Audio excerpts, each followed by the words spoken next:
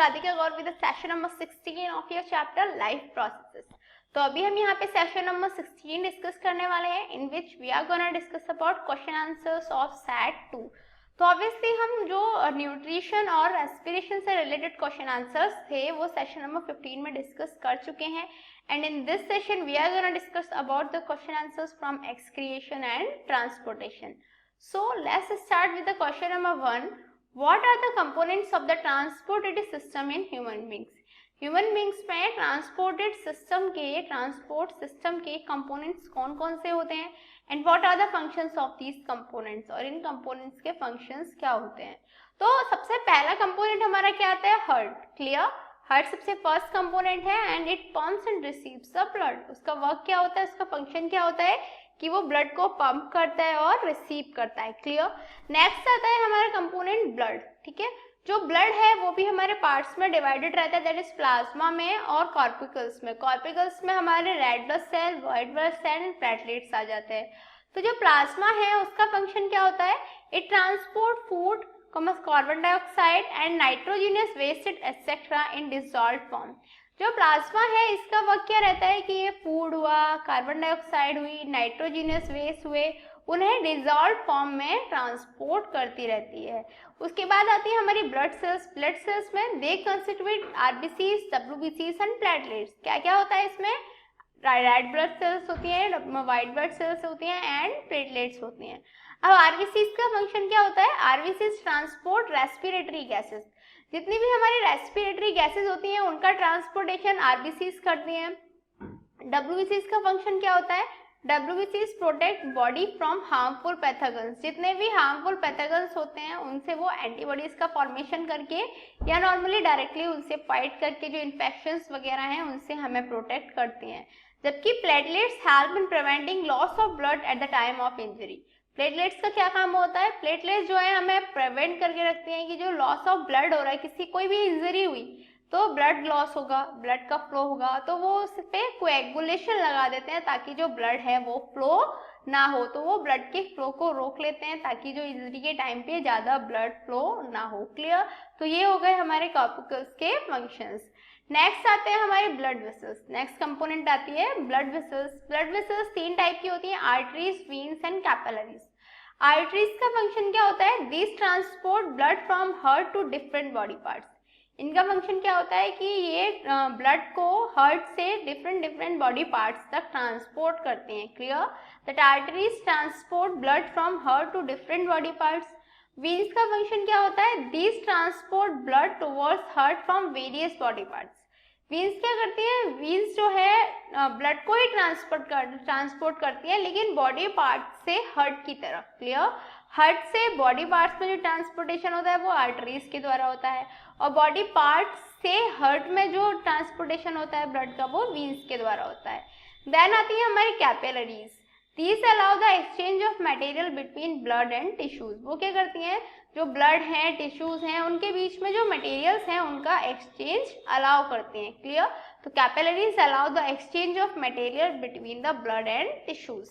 Next आता है हमारा लिम्फ. लिम्फ क्या करता है, it carries digested and absorb food from intestine. क्या करता है, ये जो डाइजेस्टेड और एब्जॉर्ब फूड है उससे इंटेस्टाइन से लेता है and drains the access fluid from the intercellular spaces back into the blood. And वो क्या करता है, जो हमारा एक्सेस फ्लूइड होता है उसे इंटरसेल्युलर स्पेसेस से जो ब्लड है उसमें अगेन ड्रेन बैक कर देता है. Clear. That it carries digested and absorb fat from intestine and drains the access fluid from the intercellular extracellular space back to the blood. Next question is, why it is necessary to separate oxygenated and deoxygenated blood in the mammals and birds? Mammals and birds में oxygenated और deoxygenated blood को separate करना necessary क्यों होता है? Actually, they both are warm-blooded animals. दोनों ही कैसे हैं, warm-blooded animals हैं.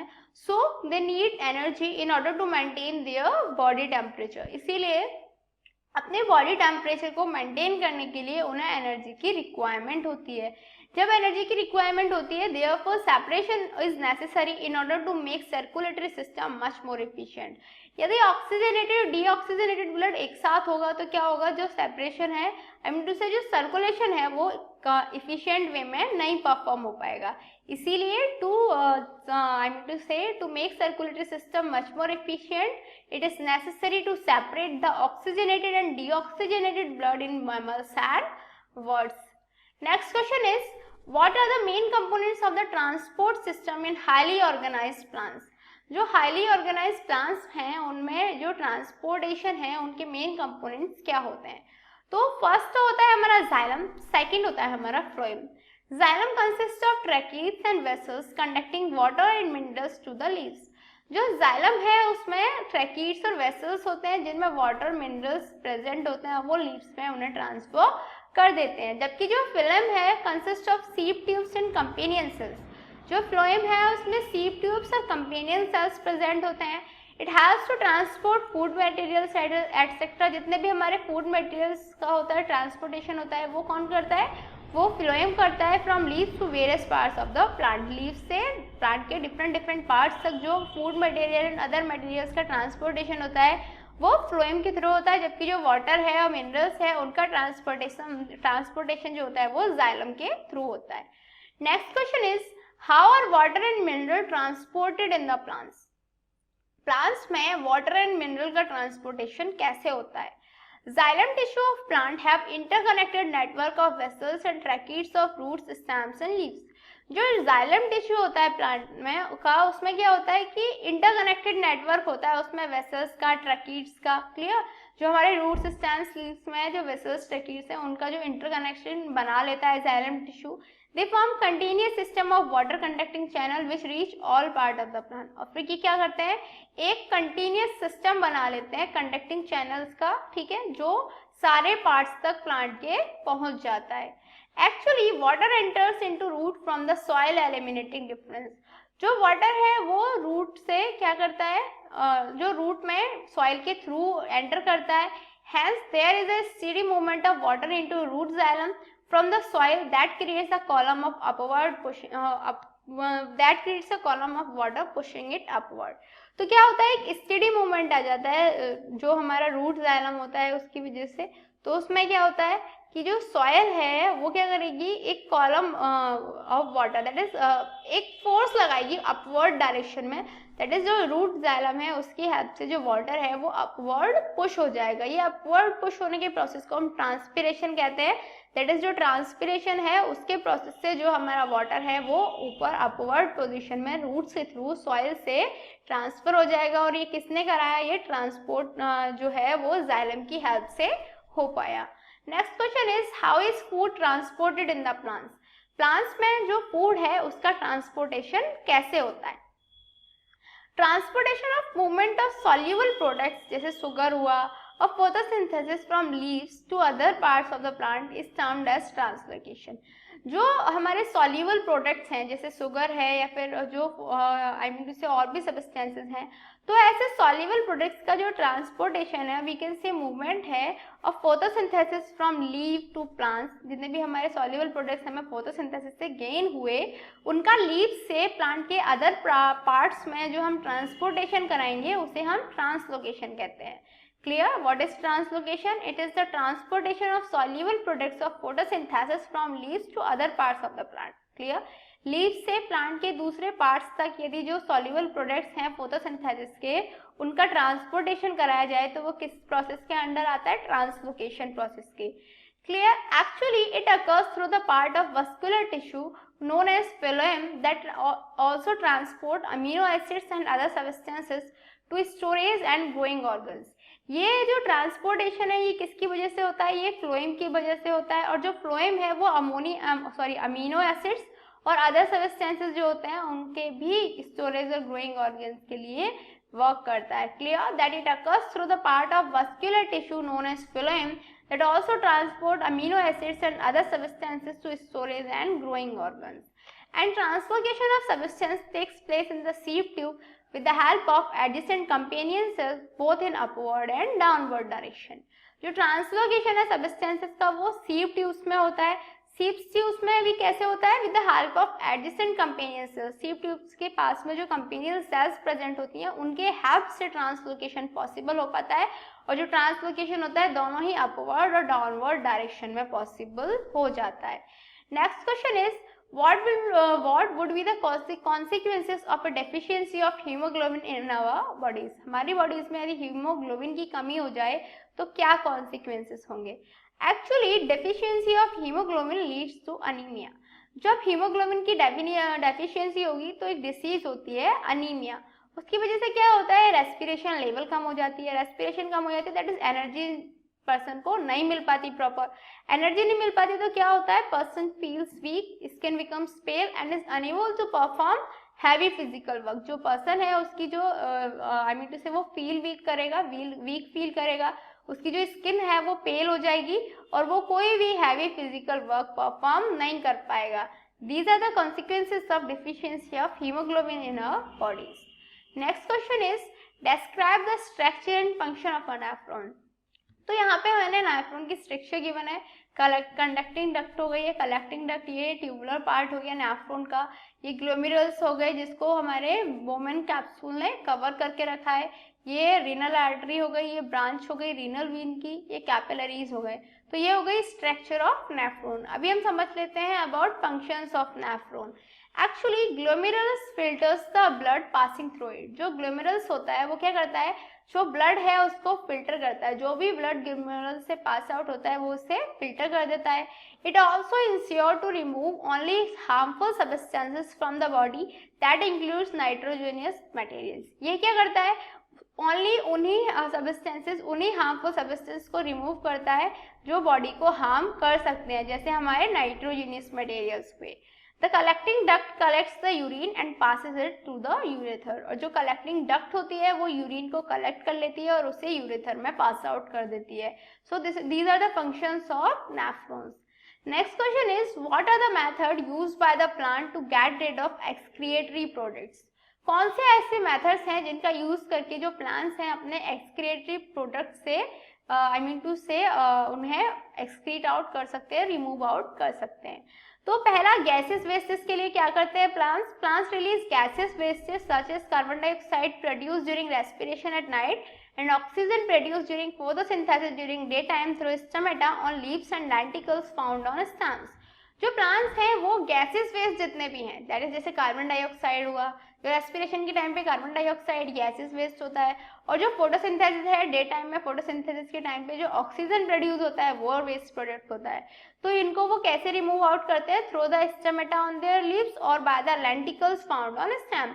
या तो लीव्स पे प्रेजेंट स्टोमेटा के थ्रू वो उन्हें एक्सक्रीट आउट कर देते हैं, या फिर जो स्टेम्स में लेंटिकल्स मिलते हैं उनकी वजह से वो उन्हें रिमूव आउट कर देते हैं। Some plants store waste substances in cellular vacuoles and in tissue with dead cells। जितने भी हमारे वेस्ट प्रोडक्ट्स होते हैं, दैट इज जो लिक्विड वेस्ट प्रोडक्ट्स होते हैं, उन्हें जो सब्सटेंसेस होते हैं उन्हें वैक्यूल्स की फॉर्म में डेड सेल्स में रखते हैं। दे प्रोडक्ट में ऑल्सो भी stored with in leaves, wax etcetera which follow by the plates. जो वेस्ट प्रोडक्ट्स होते हैं वो उनकी लीव्स में, वाक्स में भी स्टोर करके रख सकते हैं, वो जो फॉल होने के साथ वो रिमूव आउट हो जाते हैं। Plants also excrete out some solid waste substances into the soil around them। और प्लांट्स क्या करते हैं, कुछ सॉलिड वेस्ट सब्सटेंसेस जो होते हैं उन्हें क्या करते हैं, उन्हें एक्सक्रीट आउट कर देते हैं into the soil around them. उनके अराउंड जो सॉइल प्रेजेंट होती है उनमें उन्हें वो एक्सक्रीट आउट कर देते हैं। And essential oils excrete by plants such as sandalwood, olive oil etcetera are widely used in various household purposes. ये बात है कि जो एक्सक्रीशन होता है उनमें कुछ ऐसे भी सब्सटेंसेस होते हैं जिनका यूज होता है। तो जैसे हमारे एसेंशियल ऑयल्स हुए, सैंडलवुड, ऑलिव ऑयल वगैरह का वो हम हाउस होल्ड पर्पसेस में यूज़ कर सकते हैं। जो हमारे रेजिन्स हैं, वार्निसेस हैं, ग्लेजिंग एजेंट्स हैं, उनमें यूज़ हो जाते हैं। जो नेचुरल रबर्स हैं वो हमारे टायर इंडस्ट्री में as a raw material use हो जाती हैं। Now the next question is how is the amount of urine produced regulated. जो यूरिन के प्रोडक्शन का अमाउंट है उसे हम रेगुलेट कैसे कर सकते हैं। The amount of urine formed depend on how much excess water is produced in the body and on how much dissolved waste is to be excreted. जो यूरिन का अमाउंट है वो किस पे डिपेंड करता है कि कितना एक्सेस वाटर बॉडी में प्रोड्यूस हुआ है और कितना डिजॉल्व वेस्ट उसमें I mean to say excrete होना है. More water and dissolve waste in the body will produce more urine. यदि ज़्यादा वाटर प्रेजेंट है, ज़्यादा हमारा डिजॉल्व वेस्ट प्रेजेंट है, तो जो यूरिन है उसकी जो क्वांटिटी होगी वो भी बॉडी में ज़्यादा होगी. On the other hand less water and less dissolve waste will produce less urine. और सेम इसका अपोजिट, यदि लेस वाटर और लेस डिजॉल्व वेस्ट है तो जो प्रोडक्शन होगा यूरिन का वो लेस होगा. Thereby in this way we can I mean to say we can regulate the amount of urine produced. Next question is compare the functioning of alveoli and nephrons. जो alveoli और nephrons हैं उनकी functioning को आपको compare करना है. तो यहाँ पे एल्वियोली का एग्जांपल आई मीन टू से डायग्राम देख सकते हो. क्लियर, ये एल्वियोली का डायग्राम है. These are balloon-like structures located inside the lungs. ये lungs के अंदर balloon-like structures होती हैं जो lungs के अंदर present होती हैं. A large number of alveoli increase the surface area for the exchange of gases. जो alveoli होती हैं उनकी वजह से क्या होता है, जो gases के exchange के लिए surface area चाहिए होता है वो properly एक large surface area contain करके रखती हैं. Human alveolar surface when spread can cover of 80 metre square. और ये इतने बड़े होते हैं कि यदि इनको कवर किया जाए, इनको आई मीन टू से स्प्रेड आउट किया जाए, तो जो एल्वियोल सरफेस है वो अराउंड 80 मीटर स्क्वायर के एरिया को कवर कर सकता है. While glomerulus filters the blood passing through it in the nephrons. Nephrons का क्या होता है, नेफ्रॉन्स का आप एग्जांपल यहाँ देख सकते हो, आई मीन टू से डायग्राम यहाँ पे देख सकते हो. ट्यूबुलर पार्ट हो गया, ये ग्लोमेरुलस हो गया, बोलिन कैप्सूल हो गया, Bowman capsule I mean branch हो गई, ये रीनल आर्टरी की, ये रीनल वीन हो गई, कैपिलरीज हैं. तो जो हमारे नेफ्रॉन है उसके फंक्शंस क्या होते हैं. नेफ्रॉन जो है glomerulus filters the blood passing through it. ये जो ब्लड है उसे जो है फिल्टर करता है, पहली बात. It is also ensure to remove only harmful substances from the body that includes nitrogenous material. ये क्या इंश्योर करता है कि सिर्फ वही हार्मफुल सब्सटेंसेस बॉडी से रिमूव हो जो हमारी बॉडी को हार्म कर सकते हैं, जैसे हमारे नाइट्रोजनस मटेरियल्स हुए. The collecting duct collects the urine and passes it to the ureter. जो हमारी collecting duct है वो यूरिन को कलेक्ट करती है और उसे यूरेटर में पास आउट कर देती है. तो मेन फंक्शन एल्वियोलिस का क्या था, एल्वियोलिस का फंक्शन था गैसेस एक्सचेंज का, जबकि जो ग्लोमेरुलस है और वी कैन से नेफ्रॉन्स है उनका फंक्शन होता है to filter the blood. So what did we learn today. आज हमने अपने chapter number 6 that is life process के क्वेश्चन आंसर्स कंप्लीट कर लिए. In next chapters we will gonna discuss more and more about our class. Till then, good luck.